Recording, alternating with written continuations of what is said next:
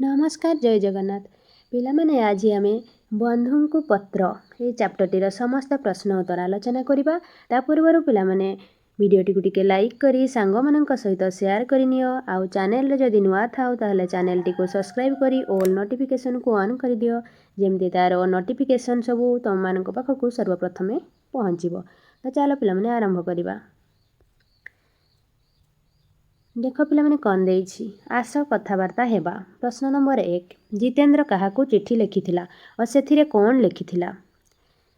तो लिखिदेव पिलामाने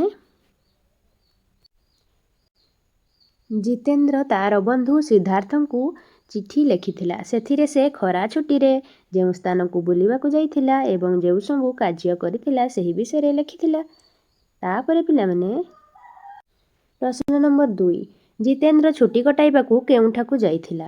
तो लिखिदेव पिलामाने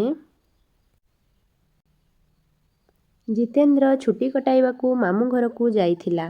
तापरे पिलामाने प्रश्न नंबर 3 तुमे ए वर्ष ग्रीष्म छुट्टी कटाइबाकू केउठाकू जाइथिलो कुह। तो लिखिदेव पिलामाने केउठाकू तुमे ग्रीष्म छुट्टी कटाइबा पय जाइथिलो। तो लिखिदेव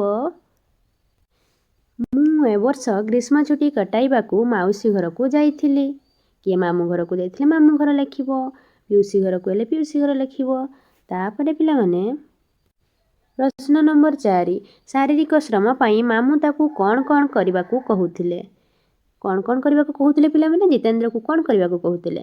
लिखिदेव पिलामाने शारीरिक श्रम पाई मामू ताकू चालिबा खेलिबा साइकल चलाइबा दौड़िबा एवं पहरिबा पाई कहूथिले। तापरे पिलामाने प्रश्न नंबर 5 तुमे केउ सब स्थान को बुलिबा को जाइछ ताहार नाम लेख। तुमे जेउ जेउ स्थान को बुलिबा को जाइथिबो तार नाम पिलामाने लिखिदेबो। देख पिलामाने कौन लिखिबो। मु पुरी कोणार्क धवळेश्वर पंचलिंगेश्वर बिरजा मंदिर आदि स्थान को बुलिबा को जाइछि। तापरे पिलामाने देख पिलामाने चिंता कर और लेख। कौन देइछि पिलामाने प्रश्न नंबर 1 एही पत्ररू पुरी सहर विषय रे कौन सब जानिबाकू मिलिला। ये जो जितेंद्र पत्रटी लिखिथिला से पत्ररू तुम माने कौन जानिबाकू पाइलो लिखिबो। कौन लिखिबो पिलामाने देख। देख पिलामाने एही पत्ररू पुरी सहर विषय रे मु जानिबाकू पाइली जे पुरी ठारू किछि दूर रे चंद्रभागा नदी बही जाउछि। सेही नदीर मुहाण रे कोणार्क मंदिर अछि। राजा नरसिंह देव 1200 बढ़ई को लगाई एही मंदिर तैयारी कराइथिले। एठारे सूर्यदेव को पूजा करा जाए। मंदिरटी देखिबाकू ठीक गोटे रथ परी सेही रथरे 7टी घड़ा और 24टी चक्र रही। एटा लिखिदेव पिलामाने। तापरे पिलामाने प्रश्न नंबर 2 शारीरिक परिश्रम करिबा काहीकि आवश्यक। तुमे प्रतिदिन शारीरिक परिश्रम करूछ कि। तो लिखिदेव पिलामाने शारीरिक परिश्रम करिबा द्वारा देह मन सुस्थ रही थाए काम करिबाकू मध्य आग्रह होई थाए तेणु शारीरिक परिश्रम करिबा आवश्यक। हाँ मु प्रतिदिन शारीरिक परिश्रम करूअछि लिखिदेव। तापरे पिलामाने 3 नंबर कौन कहला जितेंद्र केउ सबू खेल खेले बोली सांग को लिखिथिला। जितेंद्र जेउ सबू खेल खेलुथिला से गुडी को पिलामाने तुमे लिखिदेव। देख पिलामाने कौन लिखिबो। जितेंद्र क्रिकेट कबाडी खो खो परी खेल खेले बोली सांग को लिखिथिला। तापरे पिलामाने प्रश्न नंबर 4 तुमको केउ खेल खेलिबाकू भल लगे से गुड़िकर नाम लेख। तुम लिखिदेव तुमको केउ सब खेल भल लगे जेमिति कि कबाडी क्रिकेट जो सब भल लगे पिलामाने लिखिदेव। तो कौन लिखिबो पिलामाने देख। मते कबाडी बहुचरी छटीपारा मेरी खुंट आदि खेल खेलिबाकू भल लगे। तुमको जो सब खेल खेलिबाकू भल लगे से खेल गुड़िक पिलामाने लिखिदेव। तापरे पिलामाने तापरे देख पिलामाने कौन देइछि देखिबा। ए देइछि भाषार कथा। तुमे जेउ प्रसंगटी पढ़िल सेथिरे केतेक खेलर नाम अछि सारणीरू बाछि खाली स्थान रे लेख। देखिले पिलामाने प्रश्न नंबर 1 रे देइछि सारणी रे केतेक खेलर नाम देइछि तुमे से गुडी को बाछिकी लिखिबो। तो कौन देइछि पिलामाने देख पिलामाने देइछि हमर क्रिकेट करि देइछि से क्रिकेट। तापरे कौन हो पिलामाने खो खो मध्य हबो एठी लिखिदेबो खो खो। तापरे पिलामाने हबो कबाडी एठी पुण लिखिबो पिलामाने कबाडी। बढ़िया सुंदर सुंदर खेल लिखिबो। तापरे पिलामाने हबो हमर फुटबॉल लिखिदेव। କ'ଣ ଲେଖିବ ପିଲାମାନେ ଫୁଟବଲ। ତାପରେ ପିଲାମାନେ ହେବ ଆମର ଭଲି, ଭଲି ହେବ, ଭଲି ଲେଖିବ। ତାପରେ ଲୁଡୁ ହେବ, ଏପଟୁ କଲେ ଆମର ଲୁଡୁ ଖେଳ ହେବ, ଲୁଡୁ ହେବ। ଏମିତି ତୁମମାନେ ଆଉ ଯେଉଁ ଯେଉଁ ଖେଳ ସବୁ ଦେଖିପାରୁଛ ଏଇଠି ସାରଣୀରୁ ତୁମେ ଲେଖିପାରିବ। ତାପରେ ପିଲାମାନେ ଯିବା ପ୍ରଶ୍ନ ନମ୍ବର 2। ତୁମ ବିଦ୍ୟାଳୟରେ କେଉଁ ସବୁ ଖେଳ ଖେଳିବାକୁ ଭଲ ପାଅ ତାର ନାମ ଲେଖ। ତୁମମାନେ ବିଦ୍ୟାଳୟରେ ଖେଳ ଖେଳୁଥିବ ଖେଳଛୁଟିରେ, ତ କେଉଁ ସବୁ ଖେଳ ଖେଳ ସେଗୁଡ଼ିକୁ ଲେଖିବ ପିଲାମାନେ। କ'ଣ କ'ଣ ଯେମିତିକି ଆସିଲା ଆମର ଲୁଚକାଳି, ଲୁଚକାଳି, ଆଉ କ'ଣ ପିଲାମାନେ ବହୁଚୋରି, ବହୁଚୋରି। ତାପରେ ପିଲାମାନେ ରୁମାଲ ଚୋରି, ରୁମାଲ ଚୋରି ବି ଖେଳ କି ନାହିଁ ପିଲାମାନେ, ରୁମାଲ ଚୋରି। ତାପରେ ଆସିବ ପିଲାମାନେ କବାଡ଼ି, ତାପରେ କ୍ରିକେଟ, ପୁଚି, ଏଇଭଳି ପିଲାମାନେ ଲେଖିଦେବ। ତାପରେ ଦେଖିବା ପିଲାମାନେ 3 ନମ୍ବର କ'ଣ କହିଲା। 3 ନମ୍ବର କ'ଣ କହିଛି ପିଲାମାନେ, ପ୍ରସଙ୍ଗରେ ଥିବା ର ଫଳାଯୁକ୍ତ ଶବ୍ଦ ବାଛି ଲେଖ ଓ ବାକ୍ୟ ଗଠନ କର। ଏଠି ଯେମିତି ଦେଇଛି ପିଲାମାନେ ରଥଯାତ୍ରା, ତରେ ର ଫଳା ଲାଗିଛି ଯାତ୍ରା, ସେଇଭଳି ଲେଖି ସାରିଲା ପରେ ତାକୁ ନେଇକି ଆମେ କ'ଣ କରିବା, ବାକ୍ୟ ଗଠନ କରିବା। ତ ଦେଖ ପିଲାମାନେ କ'ଣ କ'ଣ ଲେଖିବ। ଦେଖ ପିଲାମାନେ ରଥଯାତ୍ରା ଦେଇଛି, ପ୍ରଥମଟା ଲେଖିବ ରାମ ଶ୍ରେଣୀରେ ପ୍ରଥମ ହେଲା। ଏଠି ପୁଣି ପ୍ରଥମ ପରେ କ'ଣ ରଫଳା ଲାଗିଛି ପ୍ରଥମ, ରାମ ଶ୍ରେଣୀରେ ପ୍ରଥମ ହୋଇଛି। ତାପରେ 2ରେ ଲେଖିବା ଆମେ ପ୍ରତିଦିନ, ପ୍ରତିଦିନକୁ ନେଇକି ବାକ୍ୟ ଗଠନ, ଆମକୁ ପ୍ରତିଦିନ ବ୍ୟାୟାମ କରିବା ଉଚିତ। ତାପରେ 3ରେ ଲେଖିବ ପ୍ରକୃତି, ପ୍ରକୃତି ଆମର ପରମ ବନ୍ଧୁ। 4ରେ ଲେଖିବ ଗ୍ରାମ, ଆମ ଗ୍ରାମଟି ଖୁବ୍ ସୁନ୍ଦର। 5ରେ ଲେଖିବ ଭ୍ରମଣ, ମୁଁ ପୁରୀ ଭ୍ରମଣରେ ଯାଇଥିଲି। ହେଲା ପିଲାମାନେ ଏଇସବୁ ଲେଖିଦେବ। ତାପରେ ପିଲାମାନେ ପ୍ରଶ୍ନ ନମ୍ବର 4 ଦେଖିବା ପିଲାମାନେ। 4ରେ କ'ଣ ଦେଇଛି ନାଇଁ ପିଲାମାନେ, ଖରେ ଦେଖ, ଖରେ ଦେଇଛି ପିଲାମାନେ ପତ୍ରରେ ବ୍ୟବହୃତ ହୋଇଥିବା ରେଫ୍ ଯୁକ୍ତ ଶବ୍ଦକୁ ବାଛି ଲେଖ ଓ ବାକ୍ୟ ଗଠନ କର। ଯେମିତିକି ଦେଇଛି ପିଲାମାନେ ସିଦ୍ଧାର୍ଥ, ସେଇଭଳି ଆଉ ଶବ୍ଦ ଲେଖିବା, ଆଉ ତାକୁ ନେଇକି ବାକ୍ୟ ଗଠନ କରିବା। ତ ପିଲାମାନେ ଦେଖ କ'ଣ ଲେଖିବ, ଲେଖିଦେବ। 1ରେ ପୁଣି ଲେଖିବ ସୂର୍ଯ୍ୟ, ସୂର୍ଯ୍ୟ ପୂର୍ବ ଦିଗରେ ଉଦୟ ହୁଅନ୍ତି। ପୁଣି 2ରେ ଆମେ ଲେଖିବା ନିର୍ମଳ, ଏଠି ବି ରେଫ୍ ଲାଗିଛି, ତ ଲେଖିବ ଗଙ୍ଗା ନଦୀର ଜଳ ନିର୍ମଳ ଅଟେ। 3ରେ ଆମେ ନେବା ଧର୍ମ, ଧର୍ମଟା କ'ଣ ହେବ ପିଲାମାନେ ବାକ୍ୟ ଗଠନ, ସବୁ ଧର୍ମକୁ ସମାନ କରିବା ଉଚିତ।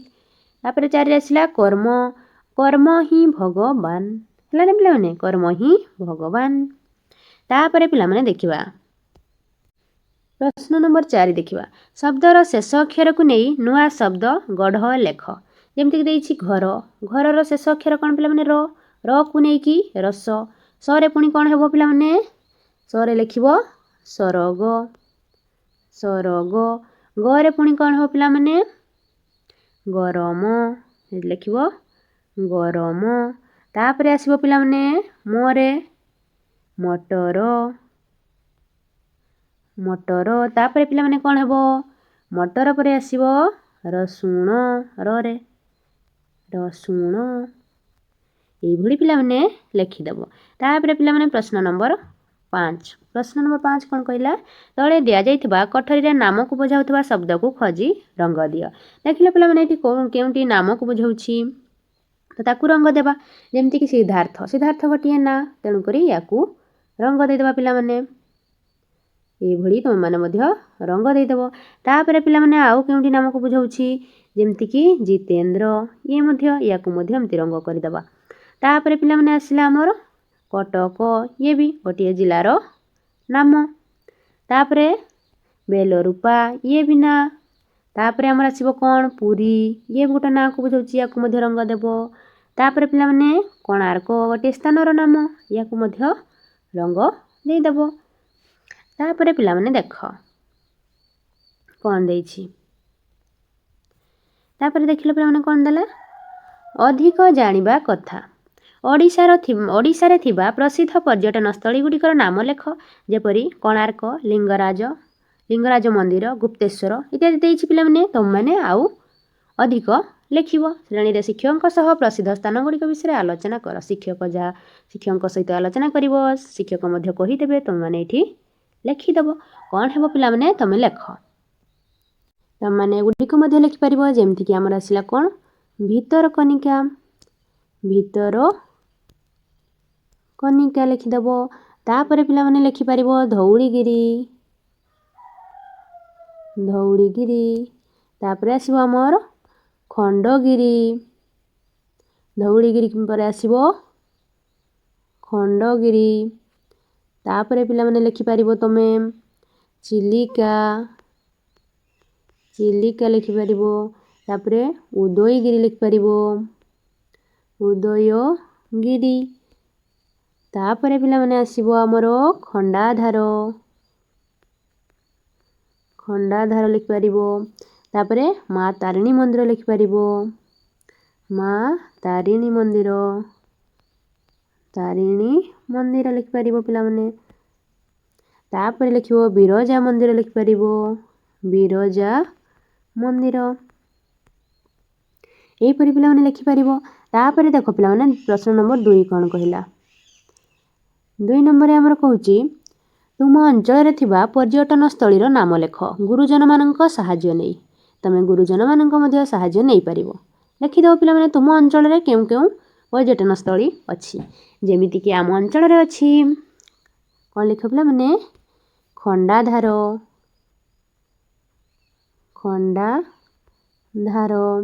ତାପରେ ଆସିଲା ପିଲାମାନେ ଆମର ସାନ ଘାଗରା। ତାପରେ ଆସିବ ପିଲାମାନେ ବଡ଼ ଘାଗରା। ତାପରେ ଆସିବ ପିଲାମାନେ ମା ତାରିଣୀ ମନ୍ଦିର,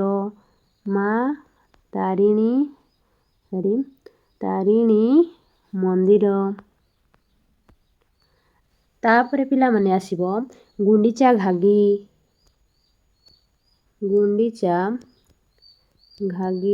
ଏହିପରି ପିଲାମାନେ ତୁମେ ଅନେକ ଦର୍ଶନୀୟ ବା ପର୍ଯ୍ୟଟନ ସ୍ଥଳୀ ଲେଖିପାରିବ। ତାପରେ ପିଲାମାନେ ଦେଖିବା ପ୍ରଶ୍ନ ନମ୍ବର 3। ଯେପରି ଇଟିକିଲି ମିଟିକିଲି ଖେଳ ଗୀତ ଗାଇ ଗାଇ ଖେଳାଯାଏ, ସେହିପରି ତୁମ ଅଞ୍ଚଳର ପିଲାମାନେ କେଉଁ ଖେଳ ସବୁ ଗୀତ ଗାଇ ଗାଇ ଖେଳିଥାନ୍ତି ସେଗୁଡ଼ିକର ନାମ ଲେଖ। ତୁମେମାନେ ଆଉ କେଉଁ କେଉଁ ଖେଳ ପିଲାମାନେ ଯେଉଁଥିରେ ଗୀତ ଗାଇ ଗାଇ ଖେଳ?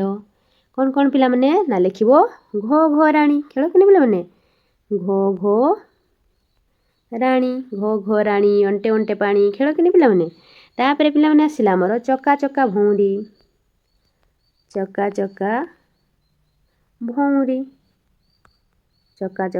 ଲେଖିଦେବ। ତାପରେ ପିଲାମାନେ ଆମର ଅନ୍ତାକ୍ଷରୀ। ଗୀତର ଅନ୍ତାକ୍ଷରୀ ମଧ୍ୟ କରୁ ଗୀତ ଗାଇ ଗାଇ, ଅନ୍ତାକ୍ଷରୀ। ତାପରେ ଆମର ପୁଚି ବି ଖେଳୁ, ପୁଚି ଲୋ ପୁଚି କହି ଖେଳିଥାଉ କି ନାହିଁ ପିଲାମାନେ। ତାପରେ ଆସିଲା ପିଲାମାନେ ଆମର 4 ନମ୍ବର। 4 ନମ୍ବର କ'ଣ କହୁଛି? 4 ନମ୍ବର ଦେଖ ପିଲାମାନେ। 4 ନମ୍ବର କହିଲା ଚିତ୍ର ଦେଖି ତଳ କୋଠରୀରେ ଚିତ୍ରଗୁଡ଼ିକର ନାମ ଲେଖ। ଏଇଟା କାହାର ଚିତ୍ର ପିଲାମାନେ? ଇଏ ଆସିଲା ଆମର ପୋଷ୍ଟ କାର୍ଡ଼। ଏଠି ଲେଖିଦେବ ପିଲାମାନେ ପୋଷ୍ଟ କାର୍ଡ଼। ତାପରେ ଆସିଲା ଇଏ କାହାର ଚିତ୍ର ପିଲାମାନେ? ଇଏ ଆସିଲା ଆମର ମନି ଅର୍ଡ଼ର।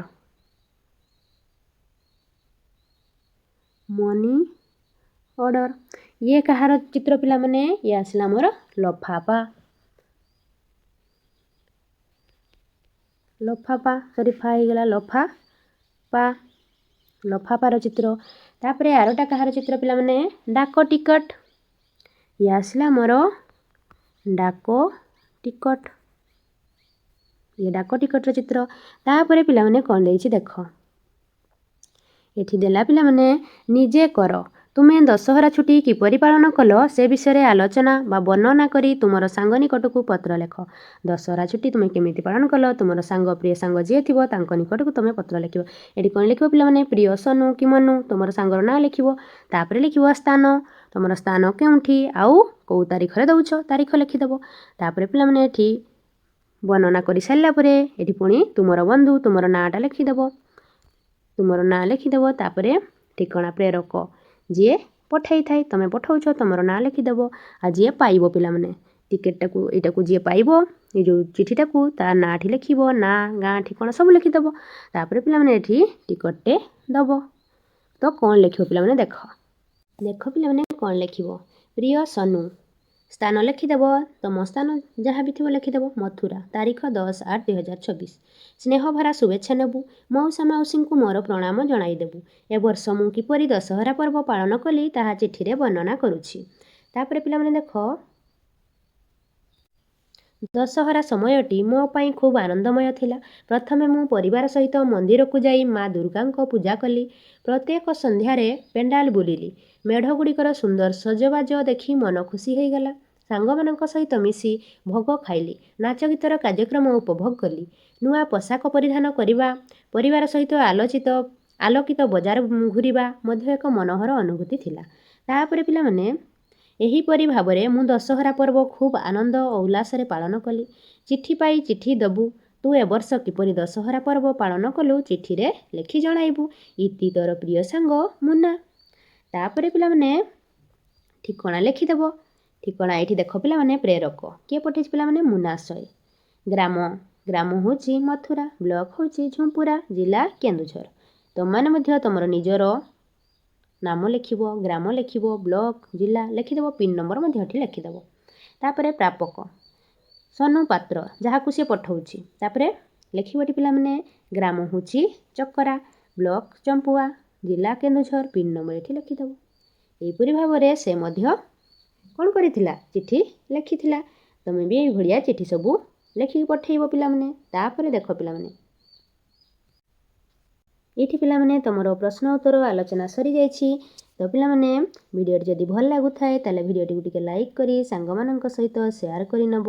ଆଉ ଚ୍ୟାନେଲରେ ଯଦି ନୂଆ ଥାଉ ତାହେଲେ ଚ୍ୟାନେଲଟିକୁ ସବସ୍କ୍ରାଇବ୍ କରି ଅଲ୍ ନୋଟିଫିକେସନ୍କୁ ଅନ୍ କରିଦେବ। ଧନ୍ୟବାଦ ପିଲାମାନେ।